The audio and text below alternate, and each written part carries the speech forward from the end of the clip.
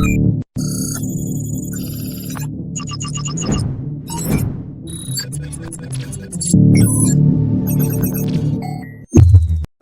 everyone, it's the Canadian Futures Trader here. Welcome to the channel and welcome to the video. Gotta get more followers. If you've not already, be sure to subscribe, turn on notifications, get notified every time I put out a brand new video. Everyone, I put out a video yesterday. Earn2Trade launched a brand new trader career path. I think it's pretty cool. You can watch that video if you want the quick overview, or of course, you can come to their website. I said in that video I would probably sign up, and by probably I mean I would, and I did, and I recorded my day one, kind of. So before we get to the trading and stuff, let me do two things. One, I'm going to tell you why I say I kind of recorded, and then also I want to quickly look through this again and just kind of go through it, how I actually go through it. I had to go through, you want to calculate things like what's the max that you can make in a day to be compliant with the consistency rule, take a look at the progression ladder, see how many contracts you can trade, etc. So if you're new to trading, you're new to Earn2Trade, any of that, I recommend kind of going through this kind of pre-trading. I don't want to call it a checklist, like you really only have to kind of do it once, but at least have in your head some key numbers so you don't violate any rules, you don't make too much, etc. So why I say I kind of recorded, I did record my trades. It essentially consisted of 2 trades today. I'll spoil it up front. I did meet the consistency rule, so I made 30% of the profit already on day 1. And like I said, I did it in 2 trades. The second trade, I have the full trade. The first trade, where I made the bulk of it, I made about $380 of the profit. I have the first part of the trade, but you'll see in the video, and I'll make mention of it as well, when I first logged in, I hadn't enabled market depth. So what I did partway through the trade was I then logged into my own brokerage account so I could get the data flow so I could see the full market depth. But in doing so, Jigsaw basically locked up and I wasn't able to click any buttons. So I had to basically just get completely out of Jigsaw, go to NinjaTrader, and kind of manage the trade from there. And I didn't record that whole process. I was kind of just making sure that I locked in the profit that I had. Guys, let's take a quick look through this. Again, if you want the gist of the trader career path, I think the video yesterday kind of sums it up. What I mainly want to focus on is going into this, I want to know, like, what kind of rules do I have to abide by? So there's not many of them. Let's see what they are. Profit goal is 1,750. I'm going to skip ahead. There is a consistency rule, and that consistency rule basically says you can't make more than 30% of your total P&L in any one day. Now, this isn't a rule where you violate it and you lose your account. But if you go over 30%, you're going to have to make an amount to get that day under 30%. Let me bring up a calculator, show you some quick numbers. So guys, I trade the Ultra Bond. A lot of people are talking about trading the micros for this. Completely valid approach. Not the approach that I take though. I pretty much only trade the Ultra Bond, sometimes the 30 years. So I'm going to stick with what I know. It's a much bigger, per tick swing, $31.25 a contract. I trade 2 contracts. So it's just over $60 a tick. Okay guys, so the goal is 1,750. And we can only make 30% in any given day. So I'm going to multiply this by 0.3. So the most we want to make on any one individual day is about 525. Now, like I said, if you make more than this, you don't violate a rule, you just make it tougher for yourself. So let's do a quick example. Let's say you ignored this and you decide to make $700 in a day. Well, if you were to divide this by 0.3, so extrapolating forward, it's a big repeating number, your new goal isn't 1,750, your new goal is $2,334. And the reason is that $700 is 30% of this number. So you are not doing yourself any favors whatsoever by going with a number over 30%. If it's a few dollars over, no big deal. But in general, I'm kind of showing you how I approach these things. So our end of day drawdown is 1,500. What I'm more concerned about on a day-to-day basis is the daily loss limit, which is 550. So the most loss you could eat on any one given day is $550. Now, likewise, let's break out the calculator. I already kind of roughly know, but 550, like I said, I trade the Ultra Bond. I trade 2 contracts. It's just over $60 a tick. It's actually $62.50. So I'm going to divide it by 62.50. That means at most I could lose 8.8 ticks, or let's just call it 8 ticks, before I would be right on the cusp of this, and we don't want to be right on the cusp of this. But I do these quick calculations just to have it in my head. So really, I'm not looking to take more than a 2-tick loser, maybe 3 on any given trade, but knowing full well, if I take a 3-tick loser, I've only got 5 more to give that day, and I am done. So progression ladder, up to 3 contracts. If you click on the progression ladder down here, they've updated their graphic, and you can see right here. So we're on kind of step 1 right here. So between $0 and $1,500 profit, I can only trade up to 2 contracts. You can trade 1 if you want, but you can trade up to 2. It's important to keep this in mind. This is a rule that a lot of people violate, and a lot of times it's because they just didn't bother to read. I'll mention as well, I mean, our goal was $1,750, right? And all the way up to $1,500, we can only trade 2. Guys, my plan is I'm just going to trade 2 the whole way through. Like the second I get over 1,500, I'm not all of a sudden going to switch to 3 contracts just because I can. If I can make it to 1,500 with 2 contracts, I can certainly make it to 1,750 with 2 contracts. So that is my plan there. So hopefully that little preamble helps somebody. It's just good to run through the numbers, know where you stand, so when you get in the thick of trading, you might remember, oh yeah, I can't lose more than 8 ticks, or oh yeah, my profit goal for the day can't be more than $525, or I'm going to push that consistency rule out. All of that said, guys, we are ready to go. Let me walk you through the 2 trades that I took.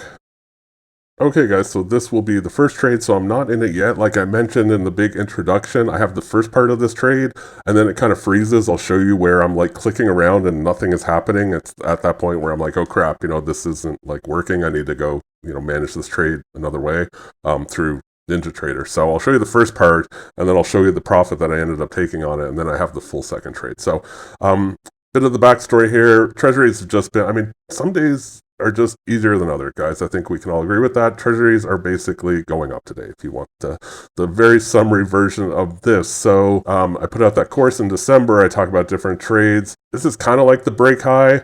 It's a little bit of a slow moving train upwards. So it's not like it's really like charging through the highs or anything like that. It's really just more of having watched this for like an hour and just seeing it slowly tick up with not a lot of back pressure, like pushing back. So felt pretty safe here and felt like this was a trade I could get into. And if I had to, I could get out of it with, say, a 3-tick loss. I eventually set a stop loss here. I might skip ahead just a bit. This does take a little bit to play out. Like you can see, it's a slower day. Now here it's kind of gone against me a tick. Don't love it. And this by no means was the stop loss that I wanted.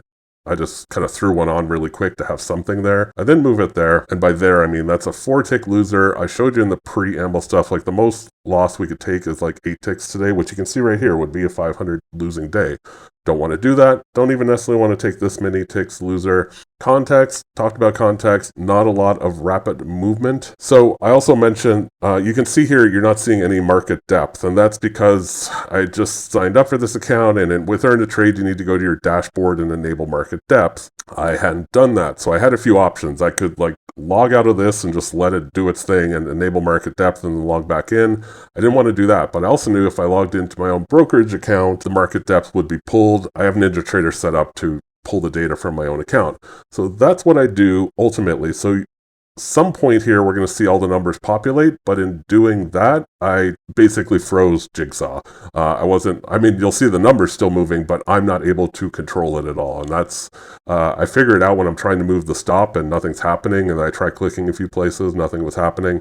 That's when this comes to the end of the road. But back to the trade itself, not a lot of activity. Yeah, we're sitting at a 1-tick loss. Again, I'm not seeing anything to indicate that we're in dire trouble. And, worst case pops down, we lose 4 ticks. It sucks. Not how I want to start the day.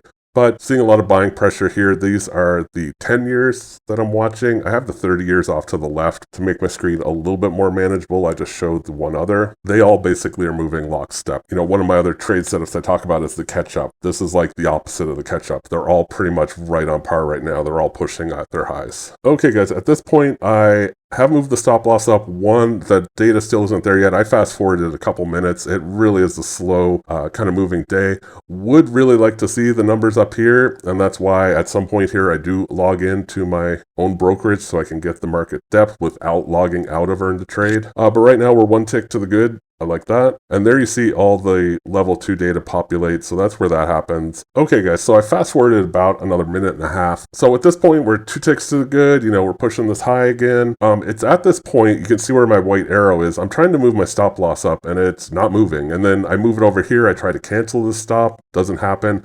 It's pretty much at this point that I realize, trying to enable market data and log into my other account, I basically froze up Jigsaw in terms of control. We're still seeing the numbers change. I've never had that happen before, but I've also never been in a position where I was logging into other accounts and trying to pull the data from them and all this stuff. So basically what I did at this point was I shut down Jigsaw, I went to NinjaTrader, and I just managed the trade from there. So I don't have the recording of that because it's off the screen. Really, my focus was at that point wasn't on making a cool recording. It was on making sure I got as much profit out of this trade as possible. But guys, here I took a screenshot. So after I got out of that trade, I made however many ticks this was. It'd be about 7 ticks. And that is our balance. So that's our P&L, and then this is our balance. It's reflecting the commissions. So we were in a pretty good place after this, but I was not satisfied. I was really kind of bummed that I didn't capture this whole trade because it was a pretty nice trade in theory. It just didn't work out. So I did do a second trade, and I will show you that trade now. Okay, guys, so back to the Ultra Bond. So what I wanted to do at this point, we saw the total that I had, it was 387. We know that the most we can make is 525 in order to hit that 30%. So, I know what it is, it'd be 2 ticks, but just for sake, I show it here on the calculator. So you can see me take 525. I'm not in a trade right now. Subtract the 387. That means we have $138 of profit we could go. I divide it by the 6250. It was 2.2. I did it really fast because I knew what it was. So the other thing I do off the screen here, I'm going to pause this real quick. You're going to see me enter the trade. We go long again. If you can tell here, it kind of ran up and then it back ticked, but really expecting this to continue to push upwards. Like I said, it's just one of those days. It's on a nice steady progression upwards. So not as much analysis going into this one. You're also seeing, if you want to bring it back to some of the stuff I usually talk about, you're seeing a lot of buyers here. The sellers are pretty thin. And when you see these big numbers, spoof orders, 100%, that's not even a question. There is not somebody sitting here wanting to sell 300 contracts or 250. As soon as the numbers get up here, these will evaporate. Okay guys, so with needing 2 ticks in mind, really at this point, I'm fully expecting we can get back up here, and I legitimately just need 2 ticks. So when I do eventually enter, I end up just hitting the ask. I didn't play any games and try to get in at a limit order. I was just you know what, let me just get in. I think we're easily going to get back up in this range, and I'll get my 2 ticks, and I'm done for the day. I also set an automated take profit. That's why it populated so quickly. Let's pause it there. So as soon as I hit that, it automatically put a 2 tick take profit, and you can't see it, but it's behind here, but that's about the 125. So, we come as close as we can to hitting the profit goal for the day. Now this takes a few minutes to play out. We'll just zip ahead. Okay, so we're at 232. It honestly sat here for the majority of that time. I'm just waiting for this to fill. You can see I'm in queue position 8. I just need 8 contracts to trade here, and nothing is trading. I have my arrow hovering. I'm like, come on, somebody just hit this, and there we go. So I'll just pause this for a second. So it happened really quick. It went from, I think it was 2 to 13 traded, so that got me past the 8. It filled my position, and boom, we're out. So let's take a look at my ending balance. So there's a screenshot from NinjaTrader. So gross profit I made was 512. After commissions, it's only 480. So, I technically could still make, $45 more or whatever it is. I'm not going to. We're sitting in a fantastic position. I'm happy with this. And thus concludes day 1. So guys, that is my day 1. I'm going to do my best to record each trading day. I've said that in the past, and then I never end up coming through on that promise. So that's why I say I'm going to do my best, but I don't promise to. But certainly hoping to kind of make every single day a few trade day. That's kind of how I trade in general. I'm not doing anything special with this valuation that I don't do with any other valuation or my own account. I look to make a few good trades a day. Boom, I'm done. I move on. I make funny videos. I chit chat with people on Earn2Trade. I answer all the emails I get. And that is basically it. So guys, hopefully you are all having success in your trader valuations. I know quite a few of you signed up. I think it's a really cool product. I really, really do. I mentioned in yesterday's video, that there's this progression. Once you get funded, you're not just kind of aimless with no goal other than to make money. You actually have clear path in front of you to size up time and time and time again. So, step 1 here, let's just get past the evaluation. And then, hey, step 2, let's get in that first level of funded account and go from there. We'll see where this adventure takes us. I wish you all the best of luck. Thank you so much for watching, and I'll see you in the next video.